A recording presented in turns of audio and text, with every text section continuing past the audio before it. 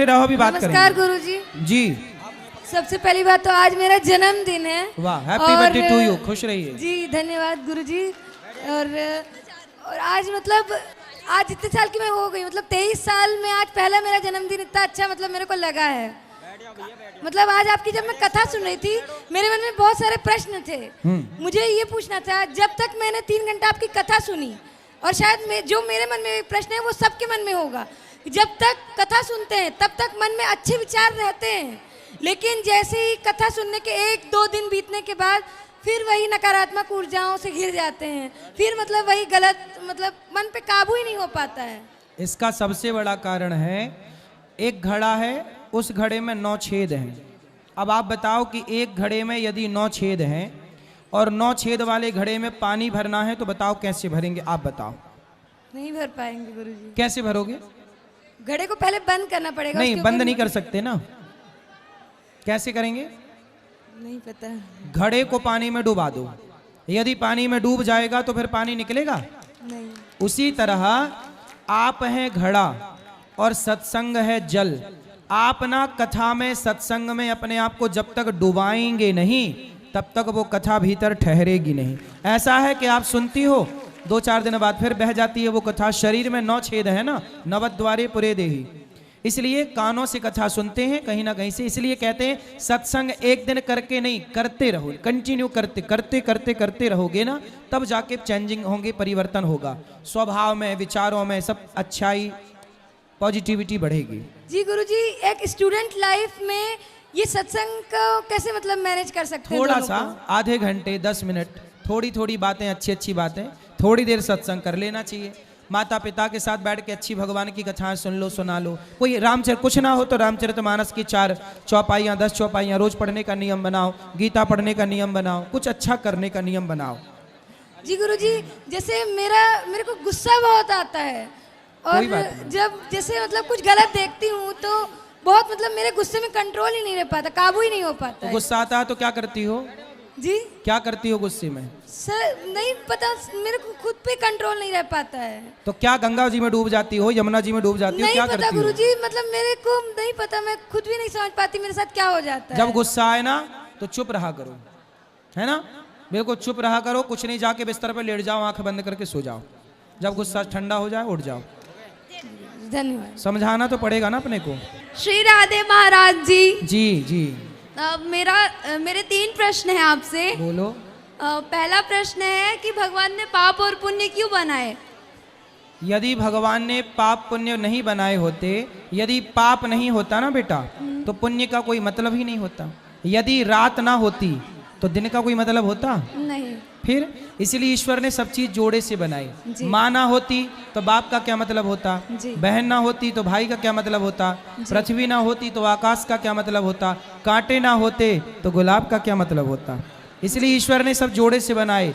अच्छा ये बताओ जी, यदि दुख ना होता तो सुख का कोई मजा होता? जी नहीं। फिर इसलिए दुख बनाया ईश्वर ने कि दुख के बाद सुख का मजा है जी, बिछड़ने के बाद ना मिलने का मजा है जी, ऐसे, इसलिए ईश्वर ने सब जोड़े से बनाई। धन्यवाद गुरुजी। मेरा दूसरा प्रश्न ये है कि जब भगवान ने 4 युग बनाए, जिसमें सतयुग, त्रेता युग, द्वापर युग, कलयुग था, तो माधव मतलब बिहारी जी 3 युग भी तो बना सकते थे ना, कलयुग क्यों बनाया उन्होंने?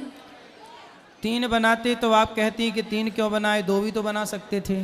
जी, इसलिए भगवान ने 4 ही बना दिए। नहीं महाराज जी, ऐसा है ना, 3 युग अच्छे युग हैं, सतयुग, त्रेता, द्वापर। जी, तीनों युग अच्छे हैं पर कलयुग बहुत अच्छा है। सतयुग, त्रेता, द्वापर से अच्छा कलयुग है, आपको पता है? कलयुग बहुत अच्छा। कृते अध्यायते विष्णुम त्रेतायाम यजतो मखई द्वापरे परिचर्यायाम कलौ केशव कीर्तनात्। सतयुग, त्रेता, द्वापर में जो यज्ञ जप करने से, तप करने से पुण्य मिलता था, कलयुग में केवल वही भगवान का नाम जप लेने से पुण्य मिल जाता है। ये कलयुग बहुत अच्छा है, यदि इसका प्रयोग सही किया जाए तो बहुत अच्छा, वरना पापाचार तो है ही।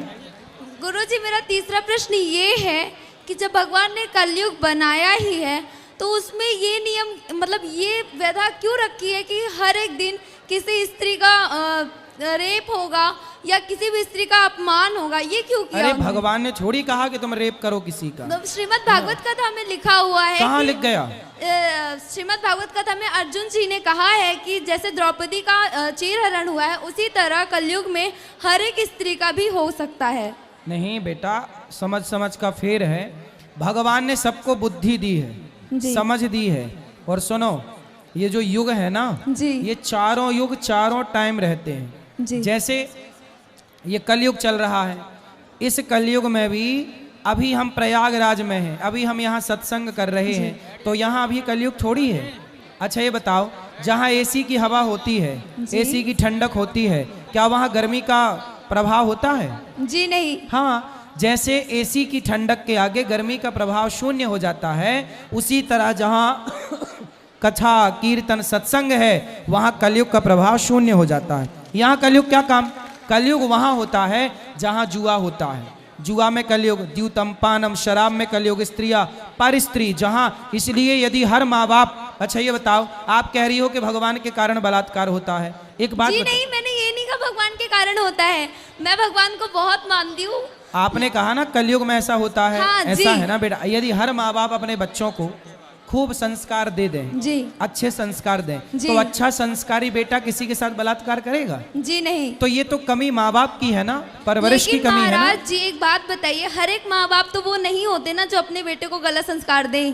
माँ बाप होते हैं लापरवाह। जी। आजकल के माँ बाप कैसे होते हैं? बच्चे कहीं भी जा रहे हैं, उन्हें कोई मतलब नहीं। अरे माँ बाप केवल बच्चे पैदा करने से माँ बाप नहीं होते, बच्चों को योग्य बनाना किसकी जिम्मेदारी है? माँ बाप की। फिर यदि कुम्हार के हाथ में मिट्टी है तो कुम्हार चिलम भी बना सकता है और घड़ा भी बना सकता है। जी। कुम्हार चाहे चिलम बनाए और कुम्हार चाहे तो घड़ा बनाए। जी। उसी तरह माँ चाहे तो बेटे को राम बना दे और माँ चाहे तो बेटे को रावण बना दे। माँ बाप के संस्कार से होते हैं बेटा। माता गुरुजी, शत्रु, एक और सवाल चाणक्य है। कहते हैं माता शत्रु पिता वैरी, ये न बालो न पाठिता न बस शोभते एक- सभा मध्य बस- हंस मध्य बको यथा। बस एक- जो माँ बाप अपने बच्चों को बढ़िया संस्कार नहीं देते, जब आपका बेटा बीड़ी पीता है 4 थप्पड़ क्यों नहीं मारते?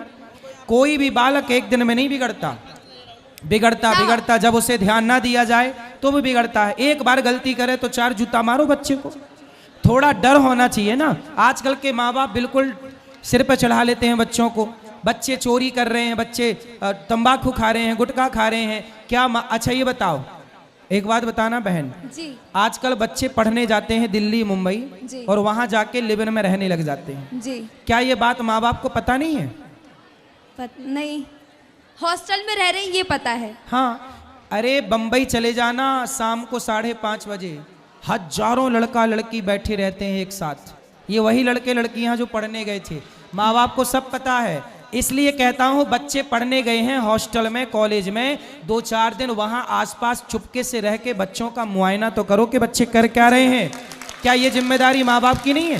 पढ़ने गई है बेटी तो क्या खुफिया एजेंसी बन के माँ बाप को देखना नहीं चाहिए? देखना चाहिए। फिर इसलिए गुरुजी, गलती बस किसकी एक है? सवाल और। पहले बताओ गलती किसकी है? माँ बाप की। हाँ, अब आई तुम ठीक। बस एक सवाल गुरुजी, बस एक सवाल और है जी। कि भगवान ने काशी, अभी अभी आपकी बात कराएंगे सब। पहले आपसे मेरी विनती है, बैठो, सब बैठ जाओ। बोल चलो, अब आगे सब बात कराओ। गुरुजी बस एक सवाल और है कि भगवान ने काशी एक जगह बनाई, प्रयागराज एक जगह बनाया, अलग अलग तीर्थ बनाए हैं, तो भगवान पूरी पृथ्वी को ही तो एक तीर्थ बना सकते थे ना। तो पूरा भारत तीर्थ ही तो है, पूरा भारत तीर्थ है, इसमें क्या है? जी। हाँ।